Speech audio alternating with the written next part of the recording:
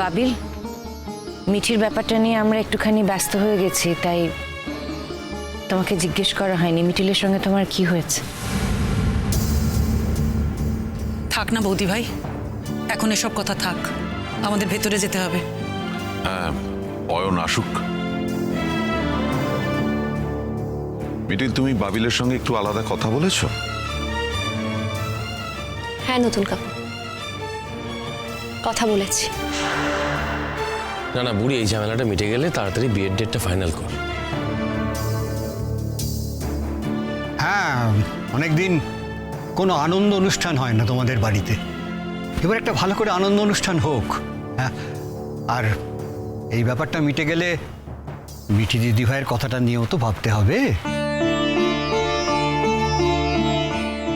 কাউকেই বলা হয়নি সেভাবে,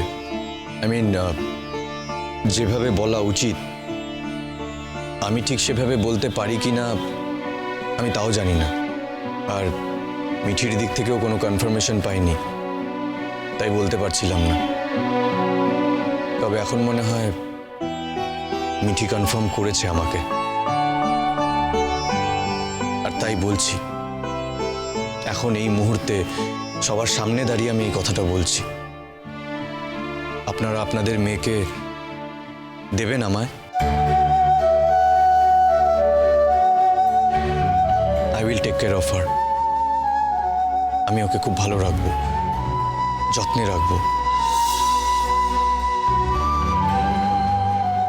যদি আপনারা ওকে দেন, I will really be honoured. Krishanu, এতে আলাদা বলার কি আছে? তোমরা যদি দুজনে দুজনের সঙ্গে কমফোর্টেবল থাকো, কারো তো কিছু বলার নেই। Will be honoured. এটা তো খুব ভালো কথা কৃষাণু, তোমার থেকে ভালো আর মিঠিকে কেউ রাখতে পারবে না। ব্যাপারটা যত তাড়াতাড়ি হয় তত ভালো।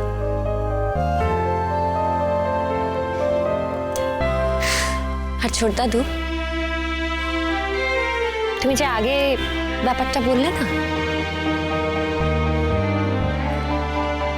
ওই ব্যাপারটা আর নেই। নেই মানে? কি বলছিস মিঠিল? আচ্ছা ঠিক আছে, তোর সঙ্গে আমি পরে কথা বলবো। এই মিঠিল, কি বলছিস এসব? তোর মাথাটা খারাপ হয়ে গেল নাকি? না পিসিমণি, আমার কিচ্ছু মাথা খারাপ হয়নি। মিটিল, প্লিজ এভাবে বলো না। এভাবে বললে সত্যিই বুকে ধাক্কা লাগে, ভীষণভাবে ধাক্কা লাগে। তোমার বুকে যদি ধাক্কা লাগে তাহলে সেটা সামলে না। তবে এটা ঠিক যে আমার আর বাবিলের বিয়েটা আর হচ্ছে না। বাবিল তোমাদেরকে এখনো কেন জানায়নি আমি জানি না, তবে বাবিলের বিয়েটা হবে, খুব শিগগিরই হবে। এই বুঝতে পারছি না কিন্তু এসবের মানে কি মিঠিল? এই শোন, তুই কবে আমাদের বাড়িতে আসবি রে মা?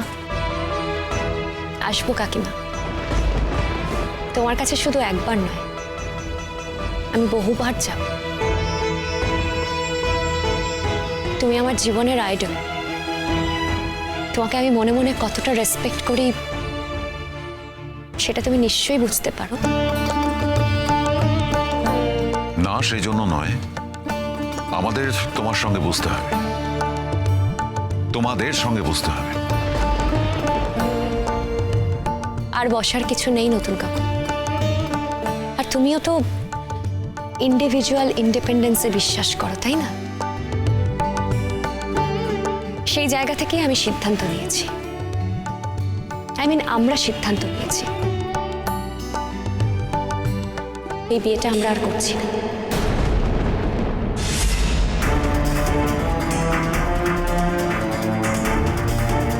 আর আমাদের মধ্যে কোনো সম্পর্ক নেই। বাবিল, আমার মনে হয় তুমি তোমার মাকে আর নতুন কাকুকে এই কথাগুলো শেয়ার করো, কারণ বারবারই এই একই প্রশ্নের উত্তর দিতে আমি আর পারবো না। শোন মিটিল, তোর এই সমস্ত কথা আমরা শুনছি না, বুঝতেও পারছি না, বুঝতে চাইছি না। ঠিক আছে, ছাড়। আজকে আজকে আজকে তো একটা ভাইটাল ডে, আমরা এসব নিয়ে না হয় পরে কথা বলবো। আমি তো কোনো কথা বলতে চাইনি পিসিমণি, তোমরা কথাগুলো তুললে আমি তাই বললাম। হ্যাঁ সরি, আমাদেরই ভুল হয়েছে। এই নিয়ে এখানে কথা তোলা একদম ঠিক হয়নি। যাকে বুবলাইটার আবার কি হলো? আর বলো না দিদি ভাই, বর্ষা পড়ে গেছে। বুবলাই তো এখানেই আসছিল, কিন্তু তখনই ওর কাছে ফোন এলো, মানে বর্ষাকে তোলাই যাচ্ছে না। বর্ষার বাড়িতে ওর মা আর জেঠিমা ছাড়া কেউ নেই, সেজন্য বুবলাইকে যেতে হলো, ঘুরে আসবে। ব্যাস হয়ে গেল। মিঠি, নার্ভাস?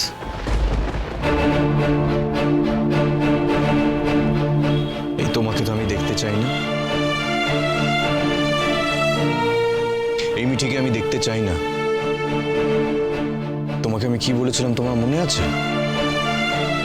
আমি তোমার চোখে আগুন দেখতে চাই। তুমি এরকম থাকলে না আমার অস্বস্তি হয় মিঠি, আমার ভালো লাগে না। আমি হয়তো তোমাকে এটা বোঝাতে পারি না মিঠি। মিঠি প্লিজ, তুমি এরকম থেকো না। তুমি এরকম থাকলে আমার মনে হয় আমি কোনো ইম্প্যাক্ট তৈরি করতে পারিনি তোমার জীবনে। আমি কিচ্ছু করতে পারছি না তোমার জন্য। তুমি অনেক করেছো কৃষাণু। ওই তার ফল কি? কোথায় তার ফল? তুমি তো আমাকে কিছু করার সুযোগই দিচ্ছ না। তুমি যদি এভাবে নিজেকে টর্চার করো। আমি টর্চার করিনি। তুমি কি বুঝতে পারছো আমার জীবনে এরকম একটা ঘটনা, এরকম একটা অসম্মানজনক ঘটনা, চেনা অচেনা কত লোক আমাকে কত কি বলবে, কত প্রশ্নের উত্তর দিতে হবে আমাকে, এটা কতটা অস্বস্তিকর, কতটা অসম্মানজনক তুমি সেটা বুঝতে পারছো না, একটুও বুঝতে পারছো না। বুঝতে পারছি মিঠি, আমি তো থাকবো তোমার সঙ্গে, প্রত্যেকটা মুহূর্তে থাকবো, প্রত্যেকটা মোমেন্ট আমি শেয়ার করব। কিন্তু তুমি তো এটা এক্সপিরিয়েন্স করছো না। যা কথা হবে সেগুলো তো সব আমাকে নিয়েই হবে, পুরো বক্তব্যটা তো সব কিছু আমাকে নিয়েই হবে। মিঠি তুমি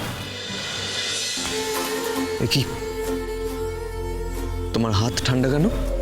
হ্যাঁ, আর ইউ ওকে? সরি, আমি বোকার মতন প্রশ্ন করছি। I mean to say physically are you fine? তুমি ঠিক আছো? আমার মনে হচ্ছে আমি একটা টানেলের মধ্যে ঢুকে যাচ্ছি তো ঢুকেই যাচ্ছি। খুব অন্ধকার, কিছু দেখতে পাবো না, কিছু শুনতে পাবো না। কেন এরকম হচ্ছে জানি না, সত্যি বুঝতে পারছি না কেন এরকম হচ্ছে। মিঠি কাম ডাউন। চলো আমরা ভেতরে যাব, আমাদের ভেতরে যেতে হবে। এটা একটা হার্ড টাইম মিঠি, আর এই হার্ড টাইমটাকে আমরা দুজনে একসাথে ক্রস করব।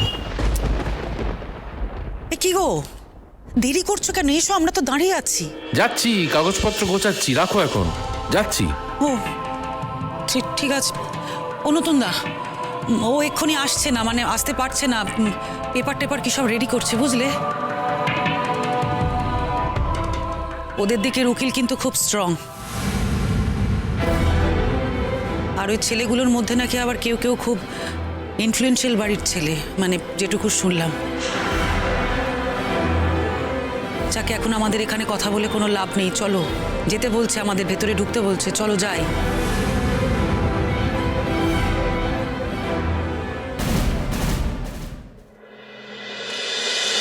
চিরসখা হে